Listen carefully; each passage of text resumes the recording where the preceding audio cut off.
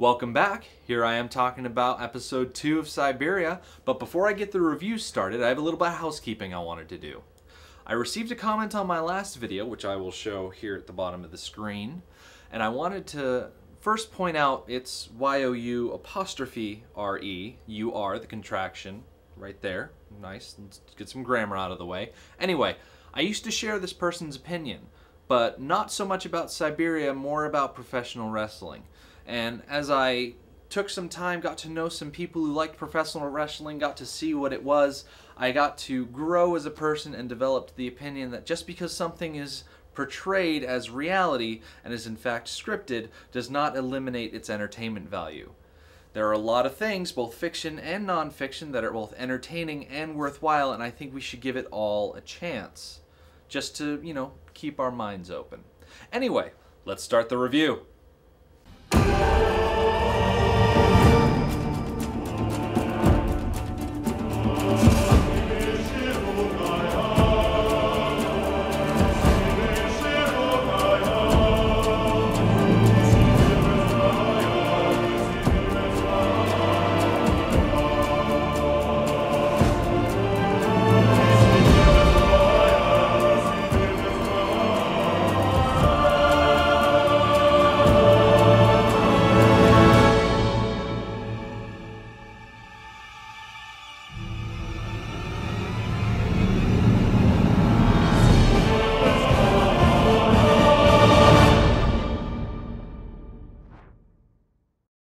Quick episode recap. George quit. I may not get $500,000, but at least I'm walking out of here. Someone has a gun. But I think Then why would I confess anything? Because I think you got the gun. Victoria had a bad mushroom trip. You're all dead! Sam is now in charge of a food shack. You the key. Yeah, I trust you. Daniel found some footprints and weird cave paintings.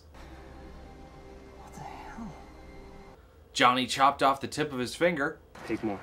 This is dirty. This is dirty. Let's put this just... Sabina and Daniel got chased through the woods Scooby-Doo style. The light. And Victoria quit and said everyone's gonna die. You guys are all gonna die. All told, this was an interesting follow-up to last week's pilot. I can't say I was too sorry to see George go. The way I see it, there are a lot of characters, maybe a little too many at this point. So seeing him go, kind of take the sensible everyday man route and take the money and run, seemed like the sensible thing to do to get another person off the show and also show that this group of people aren't complete morons deciding to stay out in the middle of the dangerous Siberian wilderness. So after George left, there was that business with the gift box sirening off and them finding bullets inside with the map. Now, of course, as we know, that sparked the search for the gun that must be in the woods. Now, everybody runs off in all these different directions, but the person to watch, or the person that I really think everyone should have watched, was Sabina. She ran off into the woods and Sam had the idea of following her, which obviously, in my opinion, was the right idea. Because Sabina ran off into the woods all by herself, and by the time Daniel and Nico and the others discovered the crossed trees, that log was empty. Now there's a question in my mind if the gun was ever in that log or if there was a gun to begin with, and honestly it's left up to interpretation. But the definite thing is, by the next day, Nico's bullets were gone. Now, in my idea, I think Sabina got to the gun first, then she took the bullets, and they're all hiding in that little cave of hers. And I'll talk about that little cave when I talk about Daniel and his footprints. This storyline was kind of a throwaway thing. They didn't really do much with it. They didn't develop it. It was just kind of an added mystery that they threw in there, especially once the bullets disappeared. I feel like they could have done more with this, especially in examining why Nico is so distrusting of everyone, especially when you think that he doesn't exactly know how to use a firearm. Johnny does. Sabina definitely does. But why is Nico making such a big deal about being the one to hold on to the bullets, being the one to hold on to the gun? Now, in saying that, you have to look at Johnny's mentality versus Nico's mentality, where Nico is very team-based. He's all about helping everybody equally, where Johnny is only out for helping himself. Now, Nico could be thinking, if he has the gun, then he can protect everyone, whereas if Johnny has the gun, Johnny's only going to protect himself and let everybody else down. But he doesn't have any real reason to distrust Sabine, other than the fact that Sabina hasn't really said anything. She wasn't. Ah! That's right. The big storyline for this episode, of course, was Victoria getting poisoned by those mushrooms. Now, I thought it was interesting. They did a bit of character development with Esther, with her just sitting by and not making a big deal of the fact that the mushrooms were uncooked. So really, we see that Esther, once, as she said in the pilot, was willing to do things in this game to win that other people are not willing to do. The really interesting thing that can come out of this bad trip that Victoria has is those few moments of lucidity where she actually says what she sees. Now, at the beginning, she says she sees, butterflies. The ashes are butterflies. But the thing to pay attention to is later on when she's screaming, "You're all dead." Or she's talking about the sky being on fire, which we know from the upcoming episode previews from the pilot that there is going to be a situation where our contestants find themselves underneath a green burning sky. So I think the poisoning storyline was a good way for the story writers to foreshadow what's coming down the road. It's also another way to add in a supernatural element to the show without focusing too heavily on what's in the woods. And I think it gives a good chance for a lot of our characters, like Natalie, like Annie, to really come forward and show that they have a lot to contribute to the group. We focused a lot in the pilot on Carolina, on Johnny, on Nico and Sam, and not so much on these other characters, so it was good for them to have some time in the spotlight. Altogether, though, I feel like the storyline dragged on a little bit longer than I would have liked. I would have liked a lot more lucid moments so we could get into Victoria's head, not literally, because, it's a reality type TV show, but I would have liked to hear more about what she's seeing, why she's screaming so frantically, and ultimately why she wants to leave the show. Because after she comes down from her trip, obviously she leaves, and she tells Daniel that you are all going to die. No one is going to survive this social experiment. And I have to wonder, what did she see to make her come to that conclusion? And it's another one of those things that I mentioned from my first video. It makes me interested and want to know more. I think that is the real big take home from this poisoning storyline. So the next big thing that happens on this episode is the siren box sounds again. They go in and they find a snake and a key. The key, of course, going to the shack that Miljan and Irene discovered back in the pilot. Now, it's revealed through opening the door, it's a food store. Now, I did think it was a good idea that Nico entrusted Sam with the key to the shed. I think it's a good idea that they didn't entrust Miljan with it. I don't trust Miljan. He's kind of sneaky. But I think it was a good call for Nico to hand Sam that key. For Nico to kind of start an alliance with Sam. Sam is a good, strong character. He's a burly guy. He can throw his weight around. He can stand up to Johnny. And I think Nico would do well to keep Sam on his good side. Especially when you bring in Carolina to the mix. If you have Sam, Nico, and Carolina, the three of them can really control the rest of the group and keep things in check. I thought the addition of the food, it was nice because it made it made it a little less stressful. Now they at least have a food store so they won't starve. Because I feel like as a viewer, there's a little bit of stress involved. Yes, they can't find food, but I'm stressed for them that they can't find food. I'm invested at this point. I want them to survive, and if they can't eat, that's going to be a little dramatic. And so it was nice to kind of have that taken care of, so that way they don't have to be doing these continuing storylines of foraging for mushrooms. Especially, I don't think they're going to be trusting those mushrooms, especially what happened to Victoria. So this episode sees Daniel expand beyond just the crippled guy with the glasses. It makes sense for Daniel to want to go into the woods to find where Tommy died because Tommy showed him so much compassion. So he goes into the woods and he finds the spot where Tommy was attacked. Now, you can kind of look at it. There's a lot of blood on the ground and the broken branches and things like that. And you kind of get the sense that it was much more than a fall. I mean, we never got to see what happened to Tommy when he was attacked. But you can see from the blood on the ground and the way it was splattered around, it was a pretty vicious attack. Now, the important thing in that scene is the footprint that Daniel finds. Now, I'm looking at this footprint, and if you ask me, it looks kind of square. Now, when you look at nature, when you look at animals that you find out in the wild, they don't have hard angles.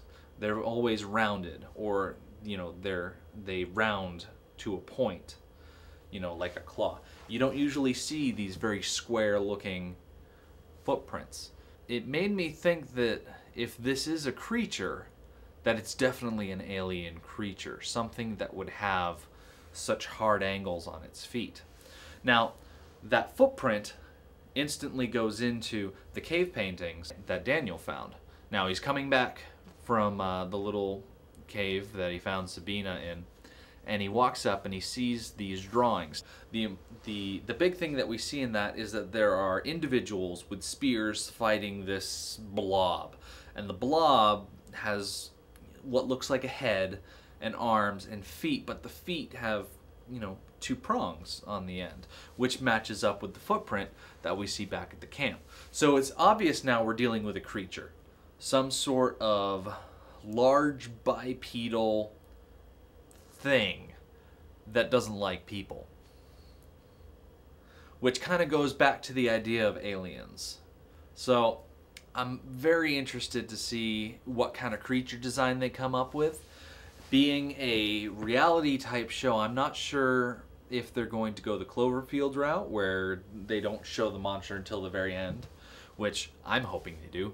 I don't want to see this monster walking around. I don't want to see it in the midst of attacking someone. I want it to be better left unseen and speculated about than seen and criticized for its creature design.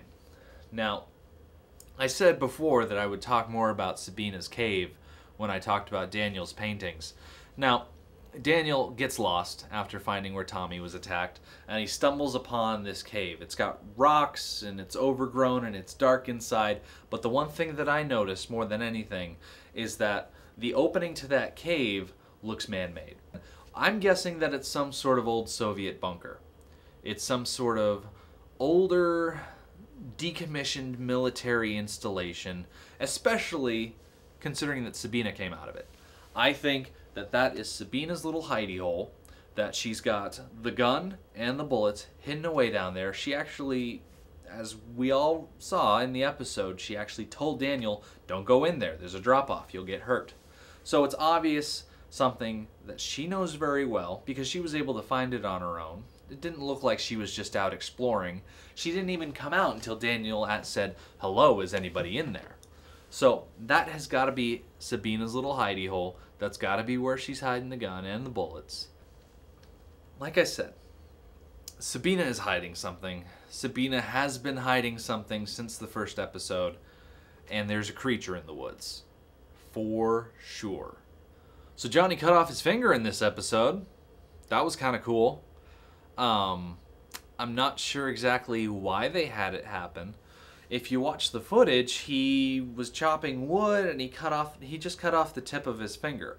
They show a close-up and you can kind of see it kind of cuts along there, and it's just a tip of the finger. I mean, you wrap it up, you keep pressure on it, and you're fine to go.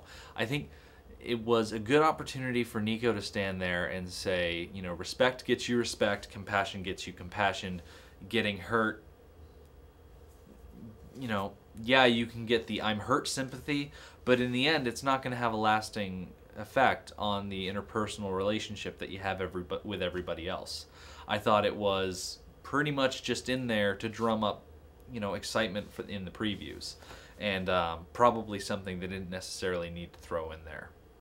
So my favorite part of the episode came after the sun went down. with Sabina and Daniel alone in the woods with their cameraman being stalked by something. I really liked that part. It was creepy, it was ominous. Sabina had this look of determination on her face. She had this little sharpened stick she was holding out in front of her for protection. She was telling the cameraman what to do. She was keeping Daniel safe. It was just a really good part of the episode. Definitely my favorite. I don't want to see this creature. I don't want to see what's in the woods. I don't want to see what's following them. And this scene absolutely delivered on that. It was making noise. It was crashing. It was chasing them. They didn't know what it was. And when they finally got back to that camp, I was just as relieved as they were, because I didn't know what was going to happen. Now, as much as I love this scene for how it was composed, it does raise another question. Now, Tommy, alone with his cameraman, was attacked and killed by this thing. However, Sabina was not attacked. When she stopped, it stopped.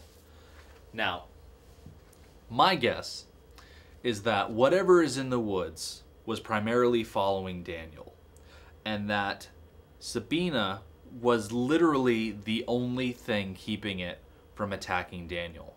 She has some sort of presence that would intimidate whatever is stalking the contestants. And I think, despite Sabina being Israeli military, I do think she has a connection to that area. I do think that she's hiding something. I do think she knows more than she's letting on. And it was this scene that really hammered it home for me. So what do I think of Victoria leaving the show? I think she's right to. I think that when she had those visions, when she knew what was coming, leaving was the only smart thing to do. It kind of goes back to what I said about George being the everyman, doing the smart, reasonable thing. Well, Victoria was just the same way. She saw something that bothered her, that made her unsure about the future, about their safety, and she got out. It was the smart thing. Plus, with Victoria leaving, it's one less person to worry about. She came in, she had these visions, she allowed everybody else to kind of develop around her, and then she left. She kind of filled her purpose in the show. I feel like Victoria leaving was the appropriate thing to do after the episode that it was. So like I said before, I feel like this was a good follow-up to the pilot. I wouldn't say it was over-the-top amazing. It had its good parts. But I think it was an interesting way to follow up the storylines and topics that were started off in the pilot. I feel like it was able to set up enough that the continuing episodes will be interesting to watch, and it also developed enough characters to make it really worth it. We had 2 contestants leave this episode. I think next episode we might see a reduction in people leaving. We might have one person die off. I don't know who that will be. Kind of got it up in the air. But I think we will get another contestant leaving next episode. I think it will only be one, though. We've gone from 16 to 14 to 13. Now we're down to 11. I think we're going to lose one more next episode, and then it's going to go for a little bit without losing anyone, and then people are just going to start dropping. So it's definitely something to keep up with, to not just toss out the window because of the show premise. I think it's just hitting its stride, and I'm definitely looking forward to episode 3. So until next week, I'm Rick D. Thank you for watching.